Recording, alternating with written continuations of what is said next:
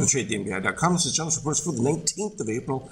Well, the tax man came, and everyone had to pay, and as soon as that little panic got down to the 50% line, it got bought right back up. It was quite wild. We'll show it from an intraday standpoint how things were pretty dark, and then literally right in the closing minutes there, just shot right back up to finish positive on the day from where it was. From a daily standpoint, Magenta moving above yellow here, with white still leading. And there's that pivot up of orange, even though we're in this extreme oversold. That's still not bullish. Plus, we made it lower low, lower high. Again, those are the things that we talk about. And so I imagine we're going to get a retest back to that 50%. Could be delayed a little bit with that move of the MBI. Magenta coming back over, but the fact that you had this spike up of orange, unless it retraces back down, what I'm looking for now will be the steel to collapse and or maybe a move back up short interest, but we've seen some fading here in short interest, so some of this could be short covering as we hit that 50%, which makes sense in my book. Why not take some of those gains and then rinse and repeat?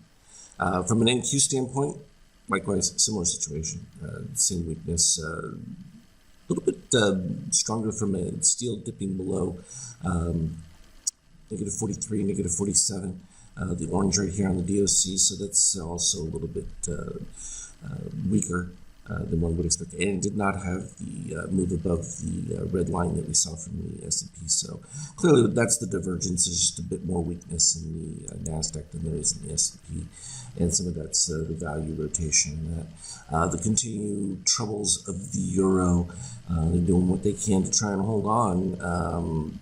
It's a lot of talk, but again, this is part of the problem. The Feds have really got their issues to deal with when it comes to the bond market in the U.S.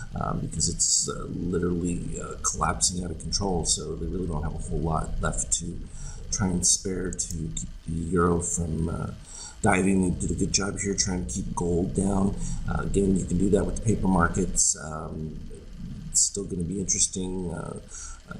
Russia hasn't laid out that final gauntlet of requiring gold payments for oil. So at this particular stage, they're kind of in that status quo, so to speak. At the same time, Ukraine is just getting devastated at this particular stage. At some point, there's going to be the realization that the Ukrainians aren't going to come out, at least down in the southern portions, ahead on that one. And then what I know the U.S. thinks that they're going to somehow degrade Russia in this case, but it's causing a lot of carnage elsewhere, and we can see it here on oil, 107. I mean, it's a continuation of this higher inflation. I know it serves other goals from the green setup, but look at what we got here from treasuries. So TLT, 20-year Treasury note, and all the way back from the 150s now down to 120. We had called for the 125, and then I was saying 115, 118 range the next visit. And at that point, you'd better see some support, because if it starts trading past that, then you're really looking at an expectation that the Fed is sort of forced to maybe get heavy-handed when it comes to rates, because the market is suggesting that there's no real abatement to what's going on with real rates, and it's going to have an impact. A little more shake out there we go, so you can see the whole thing right there. But problematic is an understatement. Bitcoin was suffering pretty well going through here, caught a little bit of support there. White poked above, but Magenta did not go back underneath yellow. It did pivot below, which led to a little bit more weakness. But once it got back above 25 right there, that's when it was off to the races. So that became pretty clear. You still had your chance if you were holding to not really committed to the long side until that pivot back up above, and you got to go with what the readings are.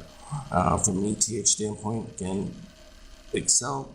Solidified, brought it all the way back up, still below that previous algo level, 30-35. We've been back and forth around it for quite some time, and that's pretty, it's from a stability standpoint, it just suggests that that's where price is moving. Here you can see the jump that we're in.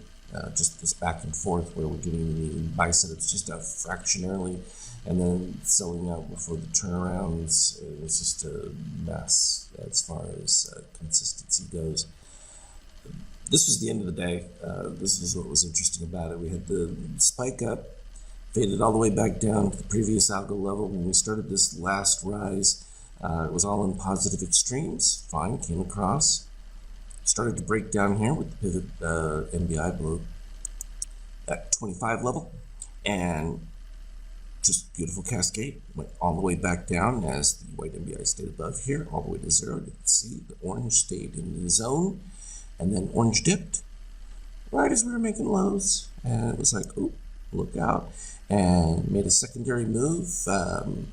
Literally at the bottom here, and you can see that magenta literally coming right to the cross of white at that particular point.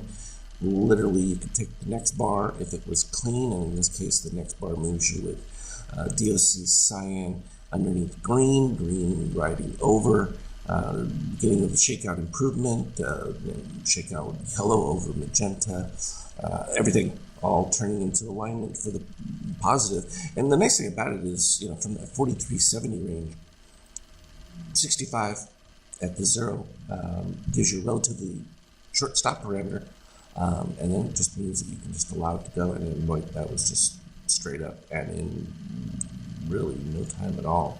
It was 1452, and that just shows you how fast that was. So a little bit of illiquidity, as we might call it, and that's an interesting one because like I've always talked about, algos look for weaknesses in any one position, and whether or not defended at any given time, they're going to take advantage of it and roll over. The same thing as shorts did from the long side when it slowed down, and this just becomes that back and forth. You end up looking at the day, and it's like, it was a fine day, but there was a whole lot more going on during the day than really is reflected by the closing number. It looked pretty modest, but we were seeing some nice overall moves, both down, up, down.